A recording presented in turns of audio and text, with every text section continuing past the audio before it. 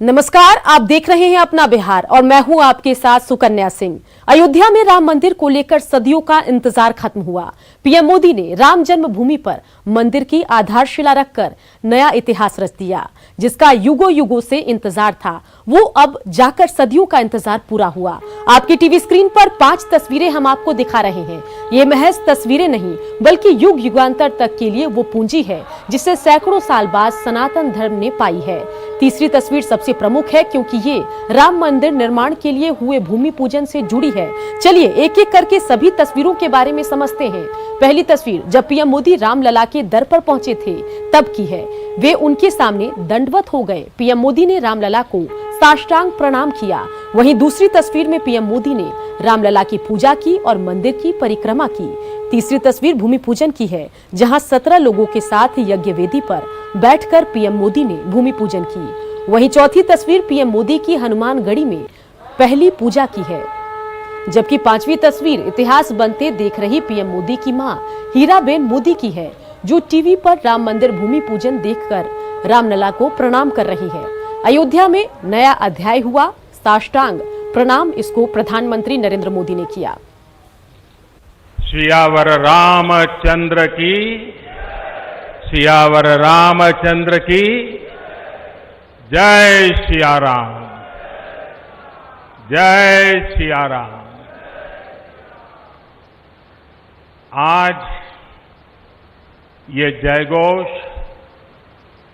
सिर्फ सिया राम की नगरी में ही नहीं सुनाई दे रहा, बल्कि इसकी गूंज पूरे विश्व भर में है।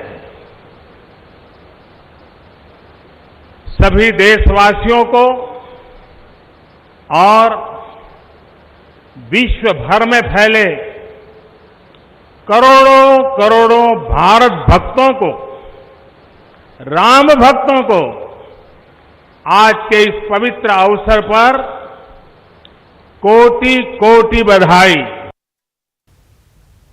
तो भूमि पूजन के बाद प्रधानमंत्री ने क्या कहा वो आपने सुना। चलिए एक बार फिर से वो 5 तस्वीरें आपको दिखाते हैं जो आज पूरे दिन की कहानी को बयां कर रहे हैं। जी हां, ये 5 तस्वीरें बयां कर रहे हैं कि आज किस तरीके से भूमि पूजन के दरमियान एक के बाद एक घटना घटी। पहली तस्वीर, जैसा कि हमने पहले भी बताया कि प्रधानमंत्री नरेंद्र मोदी ने साष्टांग प्रणाम किया।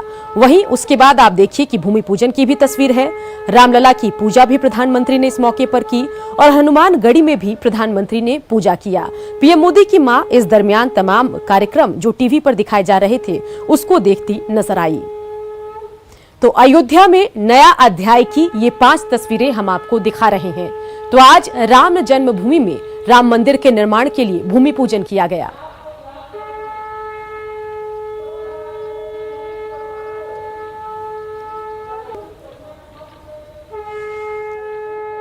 तो देखिए कि आज किस तरीके से पूरे दिन के घटनाक्रम में क्या कुछ हुआ वो देखिए। अगर आप पूरे दिन आपको मौका नहीं मिला क्या कुछ हुआ देखने का, जानने का, समझने का, तो इन 5 तस्वीरों के जरिए आज के पूरे दिन की हाईलाइट को आप समझ सकते हैं कि किस तरीके से पीएम ने आज एक ड्रेस जो परिधान पहना वो अलग तरीके का था। धोती और कुर्ता पहने प्रधानमंत्री यहाँ पर नजर आए और उसके बाद जैसे ही वो भूमि पूजन स्थल पर पहुंचे उन्होंने साष्टांग प्रणाम किया। साथ ही रामलला की पूजा भी की। भूमि पूजन भी प्रधानमंत्री ने 17 लोगों के साथ मिलकर किया। वहीं हनुमानगढ़ी में भी प्रधानमंत्री ने पूजा की। माना यह जाता है कि अगर आप राम जन्मभूमि अयोध्या में पूजा करना चाहते हैं तो उसके लिए आपको हनुमानगढ़ी में पूजा जरूर करना चाहिए। और इन सब के बीच आपको बताएं कि यूं तो प्रधानमंत्री नरेंद्र मोदी अपने लिबास के लिए हमेशा चर्चा में रहते हैं। आयोजन यदि खास हो तो मौके के हिसाब से नरेंद्र मोदी का पहनावा भी खास हो जाता है। आज अरसे बाद पीएम मोदी धोती कुर्ता पहनकर श्री राम जन्मभूमि शिलान्यास करते पहुंचे और उसकी ही एक रिपोर्ट हम आपको दिखाएंगे। भगवान श्री राम की धरती अवध और मौका अयोध्या में मर्यादा पुरुषोत्तम की जन्मभूमि पर बनने वाले मंदिर के शिलान्यास और पूजन का आयोजन बेहद खास और सभी की नजरें टिक गईं प्रधानमंत्री नरेंद्र मोदी पर, क्योंकि पीएम का परिधान जो खास था, भगवा रंग का कुर्ता और हल्के पीले रंग की धोती। राम जन्मभूमि के पूजन का अनुष्ठान खुद प्रधानमंत्री नरेंद्र मोदी ने किया, सो पूरी तरह प्रधानमंत्री राम के रंग में डूबे नजर आए। धोती कुर्ते की चमक में चार चांद लगा रहा था पीएम के गले में लटका गमछा। भूमि पूजन से पहले हनुमानगढ़ी के मंदिर में साष्टांग करना हो या पूजा स्थल पर बैठकर मंत्रोच्चार,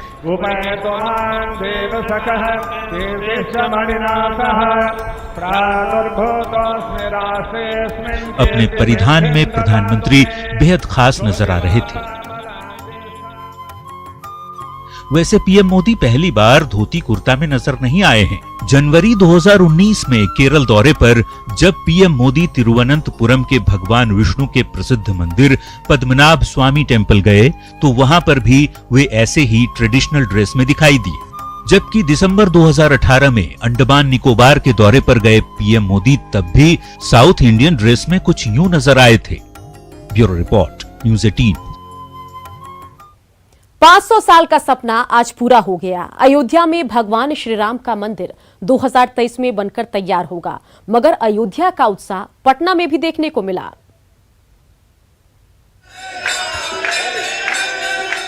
और पूरे देश में इसी तरह का माहौल आपको देखने को मिलेगा। जब से श्री राम मंदिर का निर्माण शिलान्यास शुरू हुआ है तब से इस तरह का माहौल देखने को मिल रहा है और तमाम जो भक्त हैं वो भजन कीर्तन और रामचरितमानस का पाठ लगातार कर रहे हैं। आप देखिए, ये कांटी फैक्ट्री की एक मंदिर है जहां इस तरह का माहौल है, पूरे संगीतमय माहौल है।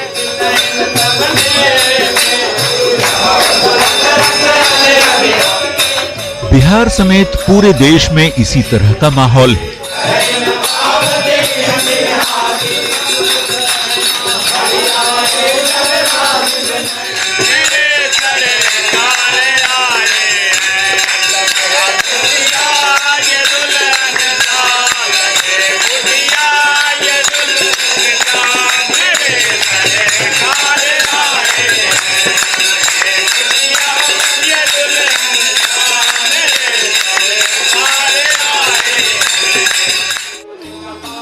कहीं अखंड कीर्तन तो कहीं रामचरितमानस का पाठ किया गया।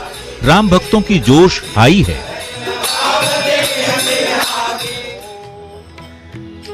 पटना के दीघा बीजेपी विधायक संजीव चौरसिया ने अपने आवास पर पूजा पाठ और हवन का आयोजन किया। ओम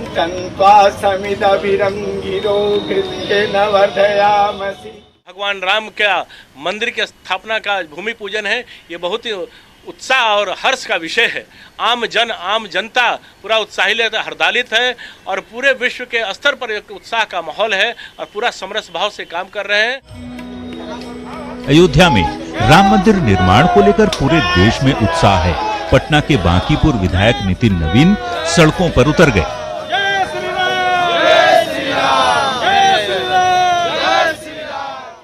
लेकिन सांस्कृतिक आज़ादी आज मिली और इस देश को में राम राज्य की जो कल्पना थी उस कल्पना को नरेंद्र मोदी ने साकार किया। आज अयोध्या में राम मंदिर की जो भूमि पूजन से कहीं ना कहीं देश में राम राज्य की कल्पना को साकार किया। पुरुषोत्तम भगवान श्री राम की खुशी पूरे देश में है। पटना में लोग भजन कीर्तन से लेकर पूजा पाठ में लीन रहे। मंदिरों में विशेष आयोजन किया गया तो आम से लेकर खास तक घरों में पूजा अर्चना में जुटे रहे। ब्रिजम पांडे, न्यूज़ 18, पटना। राम जन्मभूमि में भूमि पूजन की खुशी में पटना में दिवाली मन रहा है तो लगातार जय श्री राम के नारे भी लग रहे हैं। बीजेपी विधायक नितिन नवीन ने अपने कार्यकर्ताओं के साथ महावीर मंदिर गेट पर 1000 दिए जलाकर जश्न मनाया। जायजा लिया न्यूज़ 18 संवाददाता रजनीश कुमार ने। अयोध्या में भूमि पूजन की खुशी में जगह जगह उत्सव मनाए जा रहे हैं तो राजधानी पटना में भी दिवाली मनाई जा रही है। बीजेपी विधायक नितिन नवीन इस वक्त देख सकते हैं आप 1000 दिए जलाने पहुंचे हैं। महावीर मंदिर का ये गेट है और यहाँ पर तमाम कार्यकर्ताओं के साथ दिवाली मनाया जा रहा है। और हम सीधे बात करेंगे नितिन नवीन से कि ये खुशी का दिया जो है उसका कितना इंतजार था, चूंकि आज पीएम मोदी ने आज भूमि पूजन कर दिया है। उसके बाद पूरे देश में दिवाली मनाई जा रही है। जगह जगह अलग अलग रंग देखने को मिल रहे हैं। क्या कहेंगे नितिन नवीन जी, खुशी हो रही है? देखिए, आज देश में श्री रामनवमी राम जी का जो पूरा उत्सव दिख रहा है। अयोध्या में राम पहुँचे हैं और आज पूरे देश में राम नाम की धूम है। मेरा मानना है कि आज पूरे देश में जय श्री राम का जो जयघोष है वो पूरे देश में नजर आ रहा है। और मेरा मानना है कि 500 वर्षों के बाद इस देश को सांस्कृतिक आज़ादी मिली है। महात्मा गांधी ने इस देश को आज़ाद कराया था, आज सांस्कृतिक आज़ादी मिली। और मेरा मानना है कि इस देश में राम आपको लग रहा है कि आज भारत को आजादी मिली है? सांस्कृतिक आज़ादी मिली है और निश्चित रूप से 500 वर्षों के बाद इस देश में पुनः राम राज्य की स्थापना हुई है। जश्न खास है, खास ही नहीं, बहुत ही खास है। जीवन और हमारे पूरे पूर्वजों के कालखंड से लेकर आज तक के लिए 500 वर्षों की से लेकर अब तक जो नई पीढ़ी के लोग हैं उनको इंतजार था, और इंतजार की घड़ियां खत्म होने के बाद दिवाली मनाई जा रही है। और ये बता रहे हैं कि सांस्कृतिक रूप से हिंदुस्तान को यानी भारत को आज आजादी मिल गई है। कैमरामैन दीपक के साथ Rajneesh Kumar, news 18 Patna.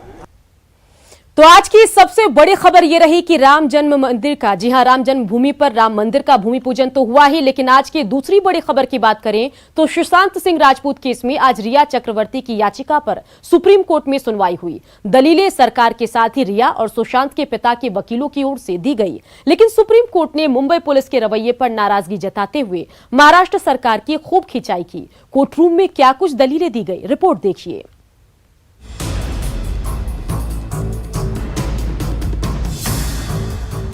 Actor Sushant Singh Rajput case की जांच पटना से मुंबई शिफ्ट किए जाने के रिया चक्रवर्ती की याचिका पर सुप्रीम कोर्ट में सुनवाई हुई। रिया और सुशांत के परिजनों के वकीलों के अलावा महाराष्ट्र सरकार की ओर से दलील दी गई। सुप्रीम कोर्ट के जस्टिस ऋषिकेश राय की कोर्ट में केंद्र सरकार की ओर से सॉलिसिटर जनरल तुषार मेहता ने पक्ष रखा। अदालत में सभी पक्षों की ओर से क्या कुछ दलीलें दी गई, आपको सुनाते हैं। सॉलिसिटर जनरल तुषार मेहता ने कहा कि केंद्र ने बिहार सरकार की सीबीआई जांच की सिफारिश को मंजूरी दी है। सुशांत के पिता के वकील विकास सिंह ने कहा, सुशांत के पिता चाहते हैं पूरे मामले को सीबीआई को दिया जाना चाहिए। वहीं रिया के वकील श्याम दीवान ने दलील दी कि सॉलिसिटर जनरल की तरफ से जो कहा गया यहाँ वह मामला नहीं है। ऐसे में अदालत रिया की याचिका पर गौर करे। बिहार पुलिस मुंबई पहुंचकर खुद पूछताछ करने लगी, ये उनके क्षेत्र के बाहर है। मुंबई पुलिस ने अब तक 59 लोगों की गवाही दर्ज की है। इस पर सुप्रीम कोर्ट ने कहा, सुशांत काफी टैलेंटेड और उभरते हुए कलाकार थे। उनकी रहस्यमय तरीके से मौत होना चौंकाता है। ये मामला जांच का विषय है। हाई प्रोफाइल मौत मामले में सबका अलग नजरिया होता है। सुशांत के पिता के वकील ने दलील दी कि बिहार पुलिस मुंबई गई, जहां एक अधिकारी को क्वारंटीन कर दिया गया। मुंबई पुलिस के जरिए न्याय मिलने की उम्मीद कम है। मुंबई पुलिस को बिहार पुलिस का सहयोग करने का निर्देश जारी किया जाए। इस पर सुप्रीम कोर्ट ने कहा, सीबीआई जांच को लेकर महाराष्ट्र सरकार जवाब दे, हम तय करेंगे कि मामले की जांच कौन करेगा। इस पर सुशांत के पिता के वकील विकास सिंह ने फिर दलील दी कि मुंबई पुलिस पर भरोसा नहीं है, वो सबूतों से छेड़छाड़ कर सकते हैं। रिया चक्रवर्ती को किसी भी तरह से राहत नहीं मिलनी चाहिए। सुप्रीम कोर्ट ने कहा, इस मामले का सच सामने लाना होगा। वहीं महाराष्ट्र सरकार के वकील आर बसंत ने दलील दी कि यह पूरी तरह से राजनीतिक मामला बन चुका है। मुंबई पुलिस की जांच के दौरान बिहार पुलिस की जांच उचित नहीं है। इस दलील पर सुप्रीम कोर्ट ने कहा, बिहार के आईपीएस ऑफिसर के साथ बुरा बर्ताव उचित नहीं है। इससे काफी गलत संदेश जाता है। महाराष्ट्र सरकार तमाम सबूतों को सुरक्षित रखे। महाराष्ट्र सरकार सुनिश्चित करे कि जांच प्रोफेशनल तरीके से हो। इस पर महाराष्ट्र सरकार के वकील आर बसंत ने फिर से दलील दी कि सुप्रीम कोर्ट इस मामले में कानून के मुताबिक फैसला ले। सॉलिसिटर जनरल तुषार मेहता ने कहा, इस पूरे मामले में रिया चक्रवर्ती की भूमिका की जांच होनी चाहिए। महाराष्ट्र सरकार के वकील आर बसंत ने फिर कहा कि बिहार पुलिस की कार्रवाई राजनीति से प्रेरित है। इस पर सॉलिसिटर जनरल तुषार मेहता ने कहा, सीबीआई को इस मामले की जांच सौंप दी गई है, लिहाजा अब महाराष्ट्र पुलिस कुछ न करे। अब कार्रवाई सबूतों को नष्ट करने के दायरे में आएगी। इस पर भी महाराष्ट्र सरकार के वकील आर बसंत ने दलील दी और कहा कि मुंबई पुलिस जांच करने में सक्षम है। फिर सुशांत के पिता के वकील विकास सिंह ने कहा, जिस व्यक्ति ने सुशांत के शरीर को नीचे उतारा था, उसे मुंबई पुलिस ने हैदराबाद जाने की अनुमति दी। सॉलिसिटर जनरल तुषार मेहता ने दलील दी कि जल्द ही केंद्र सरकार इस मामले में सीबीआई जांच से जुड़ा नोटिफिकेशन जारी करेगी।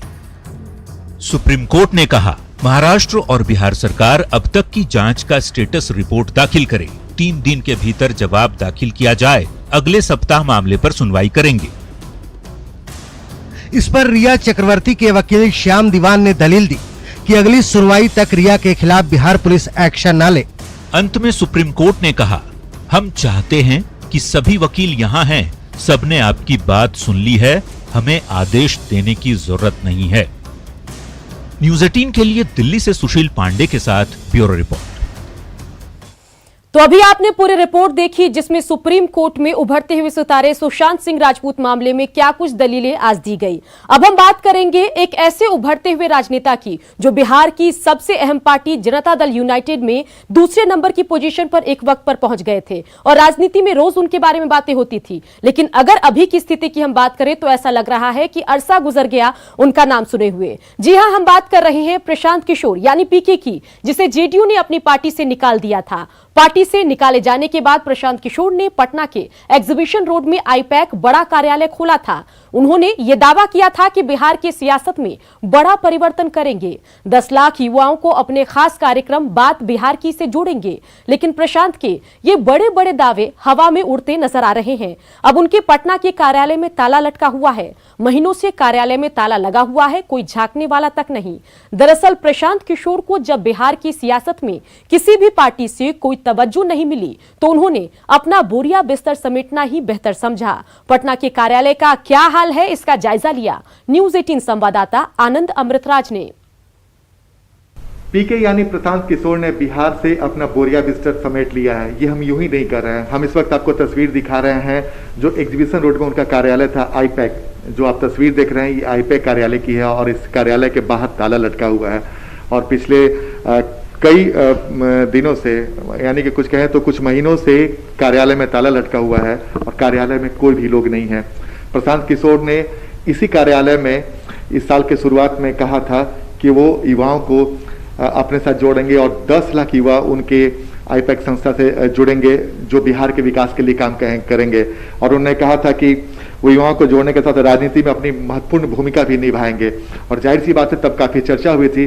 लेकिन आज हकीकत ये है कि बिहार के किसी भी राजनीतिक दलों से तवज्जो नहीं मिलने के बाद प्रशांत किशोर ने अपने कार्यालय को समेट लिया है। और इस वक्त जो आप तस्वीर देख रहे हैं ये आईपैक के कार्यालय की है जो प्रशांत किशोर का कार्यालय है। और इसी कार्यालय में बैठकर उन्होंने प्रेस कॉन्फ्रेंस कर नीतीश कुमार पर हमला बोलकर कई बड़े बड़े दावे भी किए थे।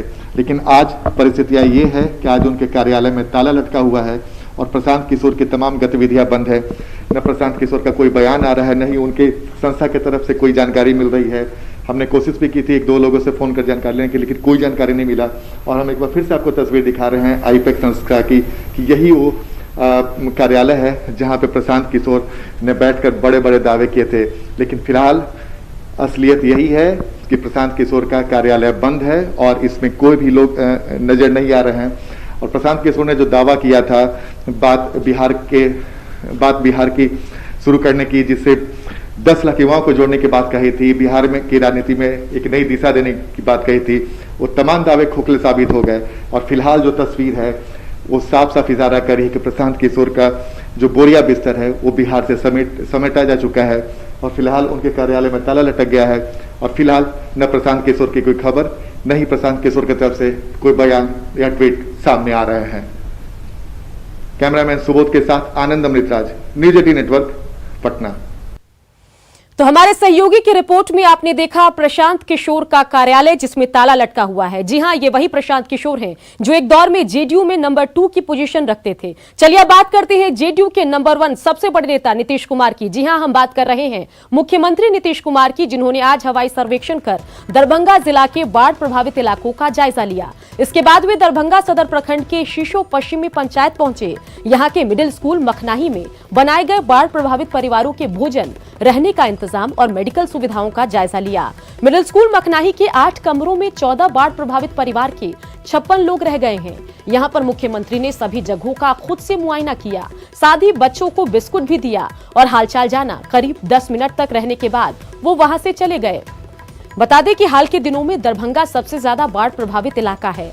यहाँ शहर से लेकर गांव तक ज्यादातर इलाकों में बाढ़ का पानी है। जरूरी सामानों के लिए लोगों को बहुत परेशानियां हो रही है।